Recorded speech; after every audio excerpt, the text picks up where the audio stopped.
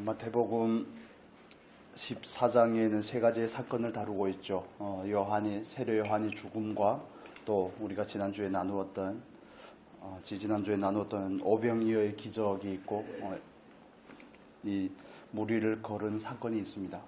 이 사건은 마태와 마가와 요한복음에만 기록이 되어 있는데 우리가 그 의미들을 살펴보도록 하겠습니다. 먼저 예수님께서 5,000명을 먹이시고 나서 우리 22절에 보면 예수께서 즉시 제자들을 재촉하사 자기가 무리를 보내는 동안에 배를 타고 앞서 건너편으로 가게 하시고 라고 말씀합니다. 먼저 이 말씀을 나누기에 앞서서 이 말씀은 예수 그리스도가 하나님의 아들이심을 드러내는 본문입니다. 성경의 배열을 따라서 볼 때에도 마가복음과 마태복음 또 요한복음도 그렇지만 누가복음에서는 오병이어의 사건 뒤에 바로 예수가 주는 그리스도시요 살아계신 하나님의 아들입니다 하는 그 예수를 향한 베드로의 고백을 거기에다가 오병이어의 사건 뒤에다 두고 있습니다. 즉 우리가 보통 마태, 마가, 누가를 공관복음이라고 그러죠. 관점이 비슷하다는 의미에서 표현을 할 때 오병이어의 사건 뒤에 누가는 이 사건은 기록하고 있지는 않지만 바로 베드로의 놀라운 신앙의 고백을 넣고 있고 마태복음과 마가복음에서도 똑같이 예수 그리스도가 하나님의 아들임을 다시 확증하는 내용을 여기에 담고 있습니다.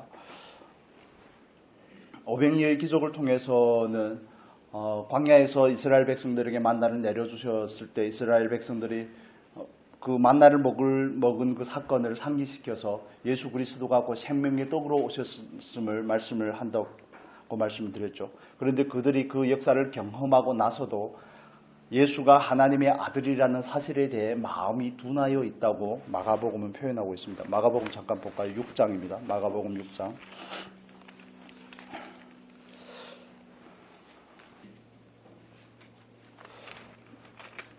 마가복음 6장 51절 52절의 말씀 같이 보겠습니다.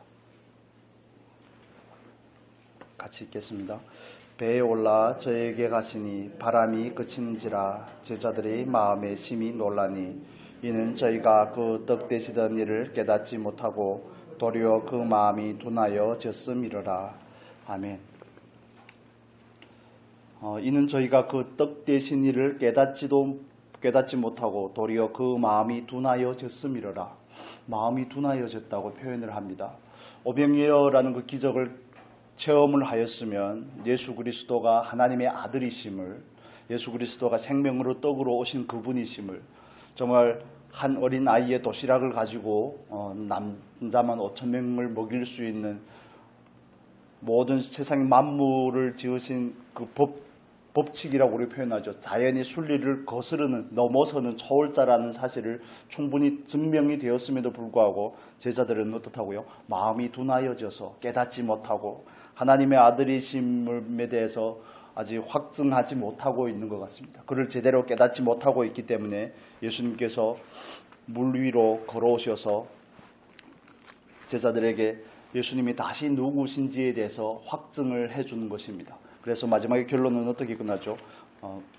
진실로 하나님의 아들이로소이다 이렇게 표현을 하면서 마태복음에서는 33절에서 그게 끝납니다. 그래서 예수님의 이 사건을 통해서 오병이어의 사건과 또 무리를 걸으신 이 사건을 통해서 예수 그리스도가 하나님의 아들 되심을, 정말 무에서 유를 창조하신 그 하나님께서 능히 어린아이의 도시락을 가지고서도 5,000명을 넉넉히 먹일 수 있는 분이실 뿐만 아니라 생명의 떡으로 오신 그 하나님의 아들일 뿐만 아니라 또 이 사건을 통해서 자연의 질서를 넘어서고도 남음이 있는 사람이 어떻게 무리로 걸을 수 있습니까? 그렇지 않습니까? 여러분 걸으실 수 있는가 보네요. 전혀 자연의 그 법칙을 거스르는 분이심을, 그 자연의 질서 위에 그걸 초월해 계시는 분이심을 충분히 구체적인 사실로 증명함으로써 제자들에게 다시 어떤 고백을 받죠? 진실로 하나님의 아들입니다. 제자들이 결국 예수 그리스도를 하나님의 아들이라고 인정하고 예배하기까지 이르게 됩니다. 예수님께서 하시는 모든 일은 늘 결론적인 목적을 가지고 하는 것입니다. 그래서 오병이어의 사건에도 그걸 우리가 이적이라고 표현하지 않고 표적이라고 표현한다고 그랬죠.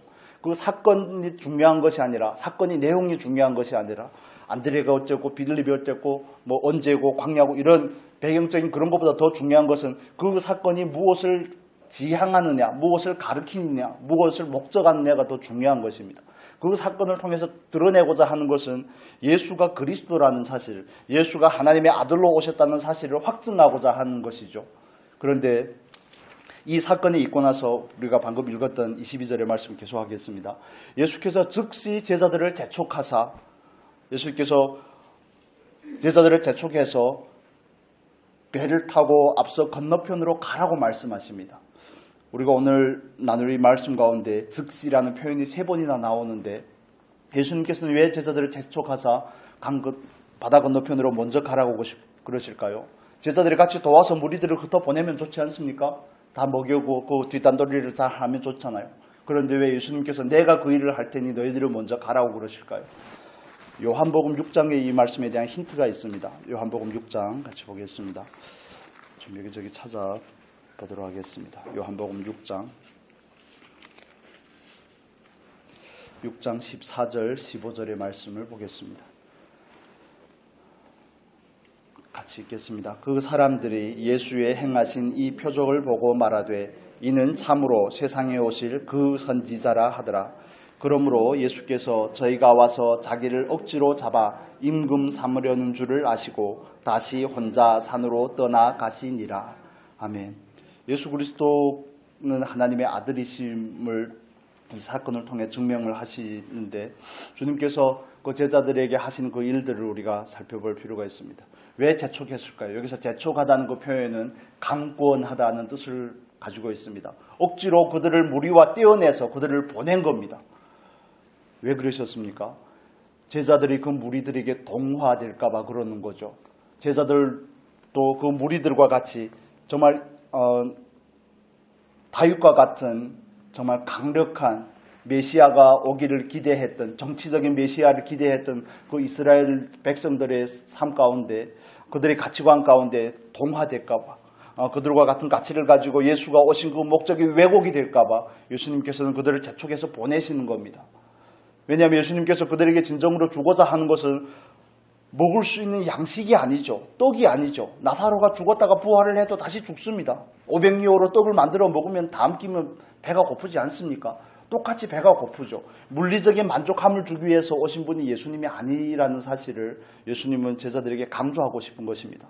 그래서 요한복음 27절에는 이렇게 표현을 합니다. 6장 26절, 27절 같이 보겠습니다. 예수께서 대답하여 가라사대 내가 진실로 진실로 너희에게 이르노니 너희가 나를 찾는 것은 표적을 본 까닭이 아니요 떡을 먹고 배부른 까닭이로다. 썩는 양식을 위하여 일하지 말고 영생하도록 있는 양식을 위하여 하라. 이 양식은 인자가 너희에게 주리니 인자는 아버지 하나님의 인시신 자니라. 아멘. 썩는 양식을 위하여 일하지 말고 영생하도록 있는 양식을 위하여 일하라. 이 말씀을 하시면서 35절에 나는 생명의 떡이요 라고 이렇게 표현을 하죠. 내가 곧 생명의 떡이요 나를 먹는 자는 결코 줄이지 아니할 것이라고 예수님께서 말씀을 하십니다. 예수님께서 제자들에게 진정으로 보여주고 제자들에게 진정으로 주고 싶은 것은 예수 그리스도가 누구인지, 그들에게 진정으로 주고 있는 것은 생명에 관한 것이라는 것을 강조하는 겁니다. 그런데 그들이 무리들과 함께 있으면 어떤 생각을 할 거요? 이 양반들을 임금으로 삼으면 먹고 사는 데는 걱정이 없겠다. 뭐 로마 따위야 그렇지 않겠습니까? 모든 걸 넘어서는 분이신데 로마 따위가 뭔 대수가 되겠습니까? 그러면 그들 안에 있는 욕망이 충족이 되는 겁니다. 저와 여러분 신앙생활을 하면서 기적을 경험할 필요가 있지만 때로는 우리가 그 기적에 너무 치우치게 되면 진리를 잃어버리게 됩니다. 하나님께서 만들어 놓으신 자연의 질서 가운데 그 질서를 늘 초월하는 일들을 경험을 하면 심지 않고 거두고자 하는 그런 심보들이 우리 안에서 생기게 되죠. 왜냐하면 우리 안에 욕심이 있기 때문에 그렇습니다. 성경은 분명히 우리에게 심어야 거둔다고 말하고 많이 심으면 많이 거두고 적게 심으면 적게 거둔다고 말하는데 맨날 500리오 같은 사건을 경험하고자 제자들의 마음이 얼마나 부풀어 있었겠습니까? 부동산 가격과 똑같죠. 거품이 꽉 차 있지 않겠습니까? 그 마음에 얼마나 많은 허영심이 있겠습니까? 됐다. 이젠 됐다. 이젠 됐다. 네가 예수님의 우편에 왕이 되시고 네가 우편에 내가 좌편에 막 내가 더 큰 자라고 경쟁하는 그 제자들의 마음이 우리에게 힌트를 주지 않습니까? 그 마음이 얼마나 부풀어 있겠습니까? 나는 이제 어떤 일이 있어도 이분을 절대 놓치지 않을 것이야. 그분이 나라가 세워질 때 그래 나도 한복을 해야지 하는 이런 마음들. 그런데 막상 예수님께서 제자들에게 주고자 하는 것은 그게 아니라는 것이죠. 이 세상 것이 아니라는 것입니다. 너희에게 더 해줄 것이 아니라 그의 나라와 그의 의를 주고 싶고 생명을 주고 싶고 영원한 것을 주고 싶은 것이 예수님의 마음인데, 예수님은 그 자체를 생명이 떡이신 예수님을 주고 예수님에 대해 더 알게 하고 싶은 것이 예수님의 마음인데, 그런데 제자들의 마음이 만약 저와 여러분의 마음과 같죠. 한번 그런 놀라운 일들을 경험하면 이게 얼마나 고무가 되는지, 신앙이 얼마나 고양이 되는지 정말 하늘 높은 줄 모르고 기도하면 다 될 것 같고, 정말 자기가 가진 그 본연의 모습을, 주제라고 그럴 뻔했는데 본연의 모습을 잃어버리게 되는 겁니다. 본연의 모습을 잃어버리게 되죠. 그래서 예수님께서는 그들을 재촉해서 강권해서 보내는 겁니다. 제자들이 가기 좋았을까요? 강권해서 보내는 겁니다. 즉시 재촉하여 그들을 억지로 떼어내는 것이죠. 왜냐하면 그들이 이런 가치를 가지면 예수에 대한 바른 인식을 가지기 못하기 때문에. 하나님의 아들이신 예수 그리스도는 저와 여러분을 사랑하시는 분이심을 여러분 믿으시기를 바랍니다. 이게 사랑이 아닐까요? 이게 사랑이 아닐까요? 제자들의 영적인 성장을 돕고자 하는 예수님의 모습이 그게 사랑이 아닙니까? 맨날 먹여주고 맨날 입혀줘봐야 정말 맨날 예수님으로 인해서 넉넉한 삶을 영위하면 어떻게 되겠습니까? 그 마음이 살찌고 그 마음이 비대해지고 살이 찌고 윤택해져서 결국에는 예수님을 모르는 처지까지 가게 됩니다. 그러면 하나님께서 만들어 놓으신 가장 기본적인 자연의 질서와 룰을 넘어서는 그런 일들을 자꾸 막 경험하고 싶고 그런 카타르시스를 느끼고 싶은 겁니다. 신앙은 그런 게 아닙니다. 동양적인 신앙은 자꾸 믿음을 자꾸 감정과 연결을 시킵니다. 그런데 성경에서 말하는 그 믿음은 감정이 아니죠. 믿음은 진리에 기반을 둔 것이죠. 그래서 그 믿음과 진리라는 것은 뗄래야 뗄 수 없는 한 짝입니다. 동전의 양면과 같은 것입니다. 그래서 그 믿음은 감정이 아닙니다. 일시적인 흥분이 아니고 일시적으로 고양된 상태가 아니라 진리를 아는 게 곧 믿음의 근거가 되죠. 내가 너희에게 이르말이고 진리요 영이라고 말씀하지 않습니까? 영이요 생명이라고 말씀하지 않습니까? 그래서 요한복음 17장에 가보면 내가 너희에게 이를 그 진리가 곧 영이라고 표현을 합니다. 요한일서에 가면 성령이 곧 영이고 성령이 곧 진리라고 표현을 하죠. 그래서 예수님께서 진정으로 우리의 믿음, 제자들의 믿음을 돕는 것과 같이 오늘도 저와 여러분의 믿음을 돕기 위해서는 우리 안에 가지고 있는 그 허영심에 대해서 단호하게 거절을 하시는 데 대해서 오히려 감사하실 수 있기를 바랍니다. 때론 저도 그렇지만 너무 주제넘게 생각할 때가 너무 많구나. 그래서 방금 마지막 찬양을 부르는데 그게 제가 개인적으로 좋아하는 18번인데 그걸 부르는데 얼마나 막 북받쳐 오르는지, 내가 너무 주제 모르고 하나님 앞에 그 사랑에 목매어서 그 길을 가는 게 하나님께서 우리를 부르시는 그 목적인데, 나는 늘 뭔가를 더 좋은 것을 누려야 될 것 같고 뭔가를 더 맡아야 될 것만 같은 자기에 대한 과대평가에 빠져 있는 것이죠. 그건 하나님께서 은혜를 주신 모습이 자기 모습이라고 착각하는 것 때문에 그렇습니다. 왜냐하면 하나님께서 때론 우리에게 주시는, 반복적으로 주시는 것, 지속되는 그 은혜와 우리에게 주는 그 넉넉함이 우리로 하여금 교만하게 만드는 것입니다. 우리 안에 그 욕망들을 오히려 부추기는 결과가 생기는 겁니다. 오병이어의 기적을 정말 저와 여러분이 경험을 했다면 어떨까요? 정말 예수님은 하나님의 아들입니다 하고 납작 엎드렸을 것 같죠. 근데 안 그랬을 겁니다. 제자들의 모습하고 똑같습니다. 다음 거는 무엇일까? 오늘은 만나가 내리더니 내일은 메추라기고 그 다음 날에는 소고기가 내리지 않을까? 뭐 이런 마음들이 우리 안에 있는 겁니다. 그래서 이게 정말 두려운 말씀인 게 데살로니가 전서 우리 보겠습니다. 2장에 가보면 예수님께서 사도 바울이 이런 표현을 합니다. 데살로니가 전서 2장 후서입니다. 후서.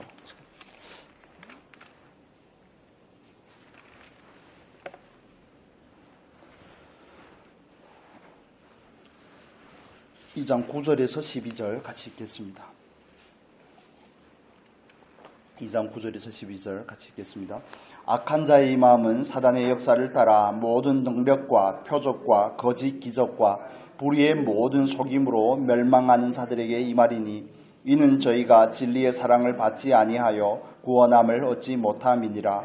이러므로 하나님의 유혹을 저희 가운데 역사하게 하사 거짓 것을 믿게 하심은 진리를 믿지 않고 불의를 좋아하는 모든 자로 심판을 받게 하려 하심이니라. 아멘. 물론 여기 있는 멸망의 아들들에 대한 그 표현이지만 저와 여러분도 마찬가지일 수 있다는 것에 대해서 경계를 가지셔야 됩니다. 하나님은 진리의 하나님이신 줄로 믿습니다. 공의의 하나님이십니다. 심은대로 거두게 하시는 그 하나님. 정말 웬만한 상황이 아니고는 물론 특별한 경우들이 있죠. 특별한 경우가 아니고서는 해가 서쪽에서 뜨는 일은 없다는 것입니다. 히스기야가 기도했던 것처럼 내 목숨을 연장해 주라고 할 때 15년으로 연장해 주죠. 그럴 때 해시계의 그림자가 뒤로 얼마 물러갑니까? 여러분 성경에 없습니까? 그럼 10도로 물러가잖아요. 15도인가요? 15도로 물러가는데 그런 내용은 다시는 없는 것입니다. 여러분 이해가 되십니까? 여호수아서에서 기도할 때 그 해가 중천에 머무는 그런 일들은 일어나지 않는 겁니다. 오늘부터 머리 싸매고 40일 동안 금식해도 그 일은 절대 일어나지 않습니다. 그래서 우리가 이 기적적인 것에 너무 매혹이 되면 우리 안에는 욕망들이 막 들추어지고 욕망들이 작동이 됩니다. 욕심의 결과는 곧 사망이죠. 야고보 사도가 1장 14절에서 표현하는 것처럼 욕심이 잉태한 즉 꼭 죄를 낳고 죄가 장성한 즉 사망에 이르느니라. 사단이 와서 마귀가 와서 우리 안에서 늘 우리를 건드려서 넘어지게 하는 근거가 어디에 있습니까? 우리 안에 욕망을 부추기는 거 아닙니까? 아담과 하와에게 찾아와서도 다른 모든 열매를 먹을 수 있음에도 불구하고 저거까지 먹어보라는 거 아닙니까? 그 선을 넘어보라는 거죠. 우리가 하나님 앞에서 정말 우리의 각자의 분수를 알고 진리를 사랑하는 사람들이 될 수 있기를 바랍니다. 그렇지 않으면 우리가 이 믿음의 길을, 진리의 길을 바르게 갈 수 없습니다. 제가 아는 분이 저한테 그런 말씀을 하시더라고요. 정말 어려운 일을 만났습니다. 그분이 마음에 가졌던 그런 탐욕 때문에, 탐심 때문에, 저에게 그런 거 서로 이렇게 나눌 수 있는 그런 사이이기 때문에, 우리 교회뿐은 아닙니다. 추측하지 마시고. 그래서 저한테 욕심을 부려서 정말 엄청난 돈을 사기를 당한 겁니다. 어디다 투자를 하면 얼마나 이윤이 많고, 그 사기 수법이 거의 다 그렇지 않습니까? 몇 프로 이자를 주니 어떻게, 배당률이 어떻게 되니 이렇게 하니까 투자를 했는데 그분이 그냥 날른 겁니다. 그분이 날르고 나서 어느 날에 만났는데 정말 너무 힘들어 하시면서 그 얘기를 하셨는데 얼마 전에 가서 또 만났는데 100마를 탄 왕자가 나타나서 그 일을 깔끔하게 해결을 해줬다고 그러더라고요. 여러분 100마 탄 왕자가 맨날 나타나지 않습니다. 그 말씀을 드리려고. 정말 환난 가운데 하나님께 은혜를 구해서 하나님께서 간혹 정말 놀라운 기적적인 은혜를 베풀어서 우리로 하여금 그 환난을 면케하실 수 있죠. 면케하실 수 있지만 늘 그렇게 바라보면 우리의 믿음이 자라지 않습니다. 우리의 신앙이 깊어질 수가 없습니다. 우리는 늘 정말 손 안 대고 코풀 끓듯이 무엇인가를 계속 찾아다니는 게 이게 사람의 본성이고 마음이죠. 그게 정말 만물보다 부패한 우리의 심성인데, 그래서 예수님께서 제초가사 그들을 무리와 떼어놓으시고 그들을 강권에서 바다 건너편으로 보내시는 그 예수님의 모습에서 정말 그분이 우리를 향한, 제자들을 향한, 또한 우리를 향한 그 깊은 사랑이 만나져서 오늘 너무 행복하기도 하고 너무 슬프기도 했는데, 그게 사랑이라는 사실을 여러분 믿으십니까? 그게 사랑입니다. 내가 원하는 것을 주시는 것이 사랑이 아니라, 내가 원하는 것을 구해서 받는 것이 사랑이 아니라, 정말 제자들이 예수 그리스도에 대해서 바르게 알고 제자들의 영적인 것을 더 추구하는, 그들이 가치가 변화될 수 있게끔 돕는 것이 예수님께서 그들을 향한 사랑이라는 것이죠. 이 말씀을 우리가 온전히 받기 위해서 이런 상황 가운데서 그게 예수님의 사랑임을 알기 위해서는 우리들의 가치관의 변화가 좀 필요할 겁니다. 이 사랑을 우리가 날마다 삶 가운데서 만나실 수 있기를 바랍니다. 나를 제한하시는 그 하나님, 예수님께서 뭔 능력이 없어서 그냥 겨우 오병이어를 가지고 그런 일들을 하시겠습니까? 다른 엄청 놀라운 일들도 그냥 말 한마디면 다 되는 거 아니겠습니까? 말 한마디면 모든 것을 하실 수 있는 분인데 왜 그들에게 제한을 하십니까? 그 다음 사건이 더 놀랍죠. 그들을 재촉해서 배를 태워서 보냈는데 그들이 어떤 일을 경험을 합니까? 우리 25절 보겠습니다. 25절 본문으로 돌아와서 마태복음 14장 25절.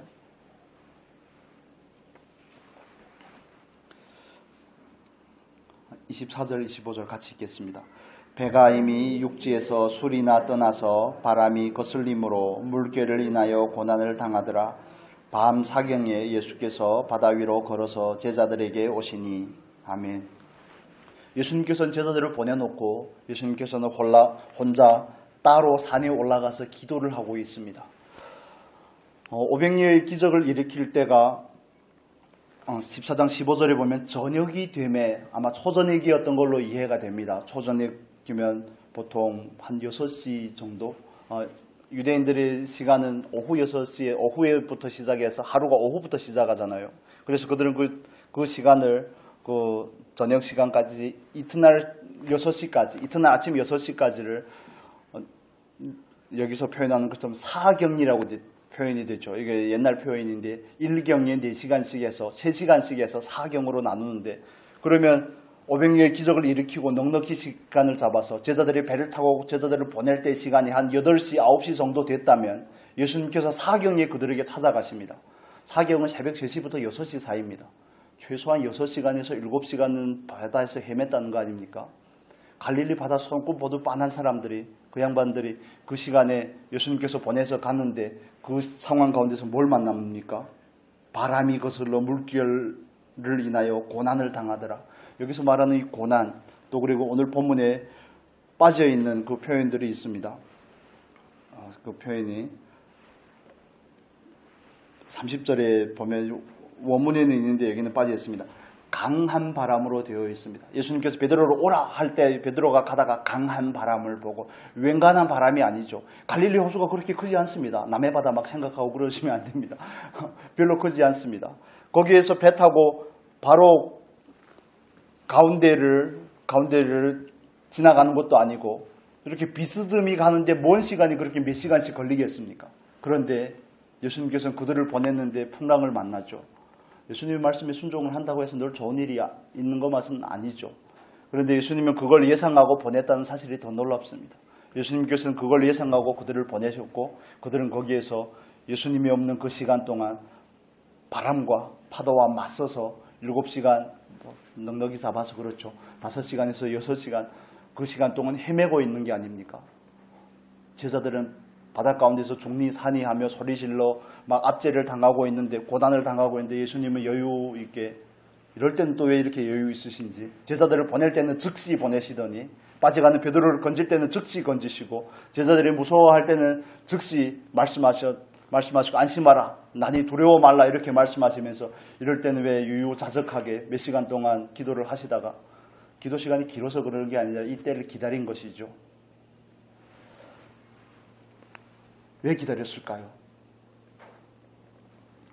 제자들 안에 있는 그 거품을 완전히 빼려고 그러는 것이 아닐까?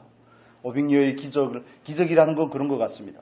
직접 행하든 아니면 간접적으로 경험을 하든 그 마음이 고무되기는 마찬가지입니다. 그런데 그 환난을 겪고 나서야 그들은 비로소 아는 거죠. 예수님이 있으니 이런 일이 되지만 예수님이 없으면 우리가 잘 안다고 생각했던 이 바다 정말 갈릴리 호수마저 또 우리는 어떻게 할 수 없구나를 아는 겁니다. 잔뼈가 굵은 그 어부들이 아닙니까? 그 중에는 제자들 중에는. 그런데 정말 그들은 환난을 통해서 예수가 얼마나 필요한 존재인지를 알게 되고 자기들의 스스로의 모습에 대해서 바른 인식이 생기게 되는 것이죠. 환난 가운데 있으시다면 죄송할 표현일 수 있지만 환난이 은혜라는 사실을 여러분 믿으시기를 바랍니다. 환난이 은혜입니다. 돌아보면 그렇죠. 그런데 그 과정 가운데서는 얼마나 힘듭니까? 고난을 당하고 할 때 그때 고난만 당하지 말고 왜 예수를 부르지 않았을까? 이것도 아이러니한 경우죠. 6시간, 7시간을 고난을 당하면서 왜 예수를 부르지 않을까요? 12명이서 같이 부르면 들을 법도 한데 왜 부르지 않습니까? 자기 여유가 있어서 그런 것이 아니겠습니까? 아직은 그래도 버텨볼 만하기 때문에 하나님은 늘 우리의 마지노선이 어딘지를 시험하시는 것 같습니다. 정말 우리가 이젠 정말 안 되겠습니다 하고 할 때를 기다려서 예수님께서 정말 여유롭게 밤 사경이 돼서 새벽 시간이 되어서야 몇 시간이 지난 뒤에 여유롭게 무리를 걸어서 그들에게 찾아오시죠. 우리가 당하는 고난이 우리로 하여금 예수를 찾게 하는 촉매가 될 수 있기를 바랍니다. 그게 오히려 은혜가 될 수 있기를 바랍니다. 누구에게나 다 부족한 것이 있습니다. 누구나 다 어려움이 있습니다. 겉보기에는 다 멀쩡해 보이지만 다 어려움이 있고 다 말 못할 사연들이 있습니다. 구구절절히 털면 몇 보따리씩 나오지 않겠습니까? 말을 안 해서 그렇지, 말할 수 없어서 그렇지. 그렇지만 그런 상황 가운데서 우리가 혼자 파도와 싸우고 바람과 싸우고 헤매는 것이 아니라 정말 그 주님을 부르는 그 마음의 자세를 우리가 가진다면 얼마나 좋을까요? 그 무리를 걸어오시는 그 예수님을 보고 정말 놀랍법도 하지 않습니까? 유령이라고 표현을 하는데 귀신이라는 거 아니겠습니까? 얼마나 놀랬겠습니까? 좀 파도를 만나고 바람을 만났을 때보다 훨씬 더 놀라는 거죠. 예수님을 무리로 걸어오면 여러분 어떻게 생각하시겠습니까? 뭐 한국 전설의 고향 같은 데 보면 또 상상하지 마십시오. 또 머리가 기신 분들 몇 분 계셔서 얼마나 놀랬겠습니까? 그럴 때 예수님께서 즉시 말씀을 하시죠. 안심하라 내니 두려워 말라. 이 표현이 정말 놀라운 비밀이 숨어 있습니다. 예수님께서 안심하라 딱 세 단어로 되어 있죠. 안심하라, 나다, 두려워 말라. 그런데 여기서 가장 중요한 표현은 안심하라도 아니고 두려워 말라도 아니고 나다라는 표현입니다. 이게 요한복음에 예수님의 자기 선언이라고 표현을 하죠. 에고 에임이라고 이렇게 표현을 합니다. 나는 세상의 빛이요, 나는 세상의 떡이요, 나는 양의 문이요, 나는 진리요, 생명이요, 길이요. 이런 표현들. 나는 나다. 이 표현은 출애굽기 3장 14절의 그 표현입니다. 나는 스스로 있는 자니라. 히브리어하고 헬라어가 좀 다르지만 그 히브리어 구약 성경을 번역한 거기에도 똑같이 에고 에이미로 번역이 됩니다. 나는 나다. 그분이 누굽니까? 천지를 만드신 그분이 아닙니까? 스스로 나는 나라고 말할 수 있는 분이 그분밖에 없지 않습니까? 제자들에게 예수님께서 나는 나다라고 말할 때 제자들은 비로소 그분이 누군지를 바로 대번에 알아차리는 겁니다. 왜냐하면 구약에 능통하기 때문에, 구약의 율법을 잘 알고 있기 때문에. 예수님을 발견을 하는 것이 환난 가운데서 저와 여러분이 해야 될 일이기도 하지만 그런 환난 가운데 예수님께서 먼저 찾아오신다는데 정말 하나님께서 우리를 향한 그 사랑이 있음을 여러분 깨달으시기를 바랍니다. 뭐 꼭 약 주고 병 주고 약 주고 이런 것 같지만 거기에 은혜가 있고 거기에 사랑이 있습니다. 정말 제자들이 그 본 모습을 다 드러내고 그들 마음 가운데 정말 가득 차 있던 그런 거품들을 걷어내고 정말 그들이 아무것도 할 수 없는 그 순간 예수님께서 그들에게 찾아오시고 그들에게 진히 당신이 누구신지를 소개하시는 그 예수님의 사랑을 우리가 다시 한번 좀 경험을 하면 좋겠습니다. 마음으로 좀 그 사랑이 마음이 좀 만져지면 좋겠습니다. 예수님께서 제자들을 사랑하지 않는 게 아니죠. 사랑한다면 보내지 말아야 되는 거 아니겠습니까? 여러분 어떻게 생각하십니까? 예수님께서는 바다 위를 걸으실 수 있을 뿐만 아니라 그들이 배 타고 가는 동안에 뭔 일이 있을지까지도 훤히 손금보듯 훤히 알 텐데 왜 보내시고 왜 그때 한바탕 고생을 하고 난리를 치고 나서 다시 찾아가십니까? 내가 무리들을 보낼 테니 산 아래에서 기다리렴 이렇게 해도 되잖아요. 그런데 왜 배 타고 막 재촉해서 쫓아서 보내시더니 이때야 나타나셔서 예수님에 대해서 소개하십니까? 신명기 32장 보겠습니다. 신명기 32장 15절 우리 같이 읽겠습니다. 그러한데 여수르니 살찜에 발로 찼도다. 네가 살찌고 부대하고 윤택함에 자기를 지으신 하나님을 버리며 자기를 구원하신 반석을 경홀히 여겼도다. 아멘. 이건 모세가 신명기에서 세 편의 설교를 마치고 나서 하는 모세의 노래의 내용입니다. 모세가 이스라엘 백성들에게 하나님께서 그들을 어떻게 눈동자같이 지켰는지 그들에게 베푼 은혜와 사랑이 무엇인지를 설명을 하고 나서 그러한데 너희들은 그 사랑에 화답하지 않을 것이라는 것을 미리 말씀을 하는 겁니다. 너희들의 마음이 살찌고 너희들이 발로 찼다는 것은 짓밟았다는 것입니다. 짓밟고 또 구원의 반석이신 그 하나님을 자기를 만드셨을 뿐만 아니라 창조하시고 구원하신 그 하나님을 경시했다고 말하죠. 경홀히 여겼다고 이렇게 표현이 되었는데 개정판 성경에는 업신 여겼다로 되어 있습니다. 가볍게 여기는 것을 의미하는 겁니다.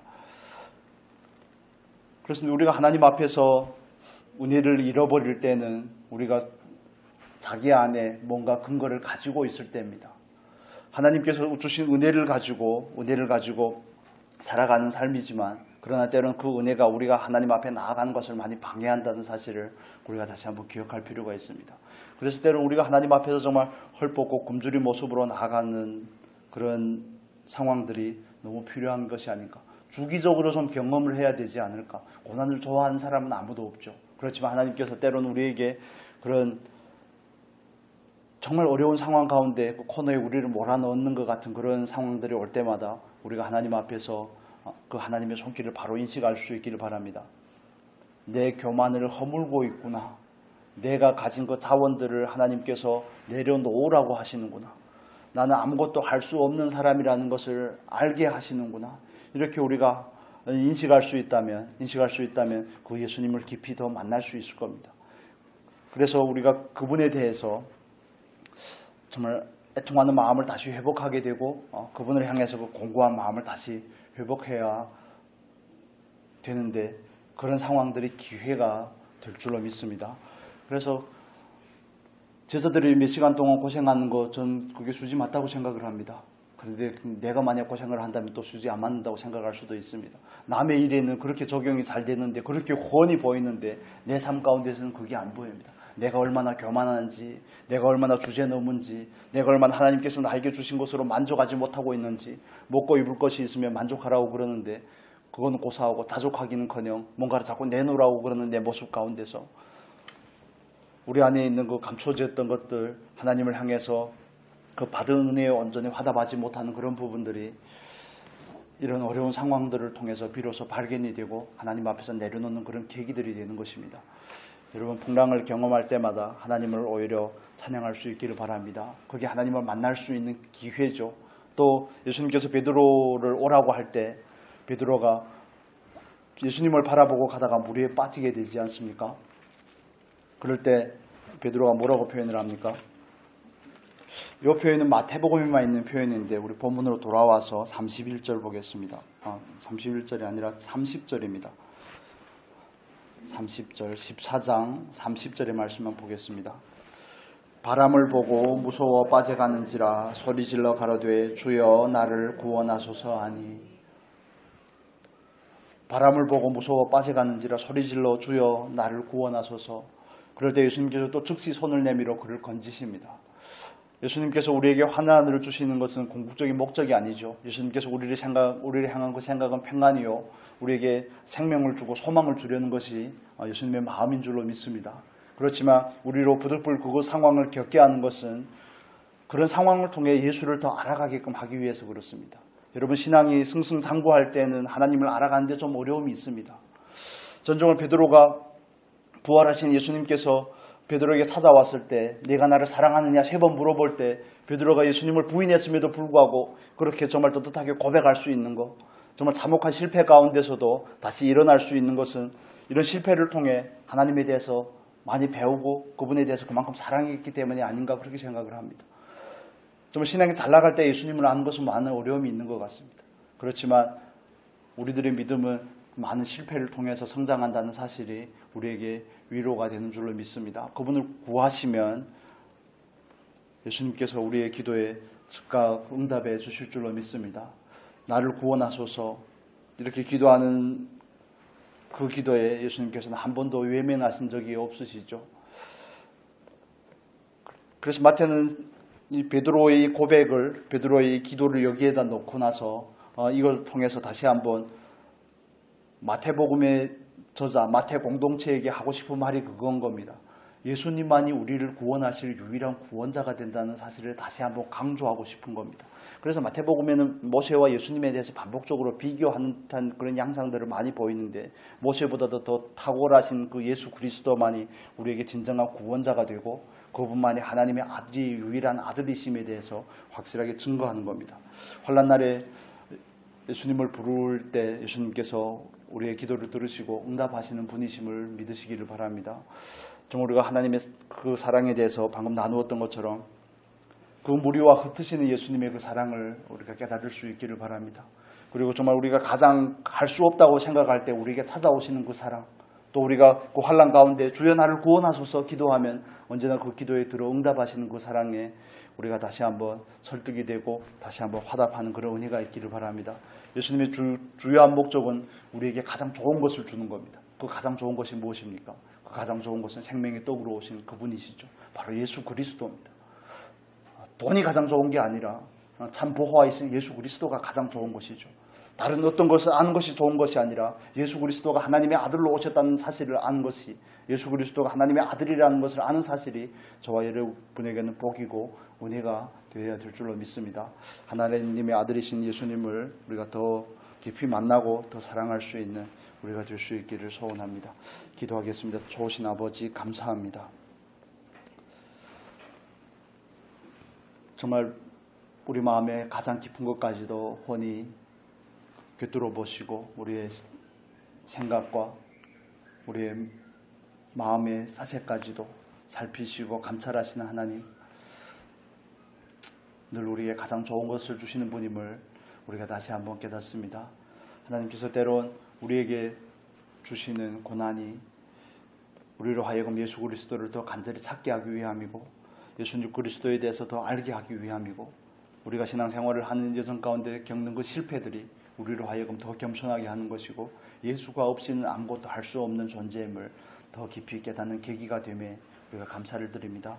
하나님 우리에게 지각을 더하여 주시옵소서.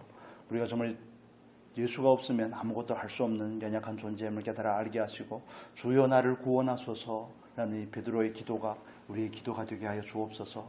늘 자신만만해서 내가 주님보다 앞서서 가는 것이 아니라 내 능력으로 할 수 있는 것처럼 늘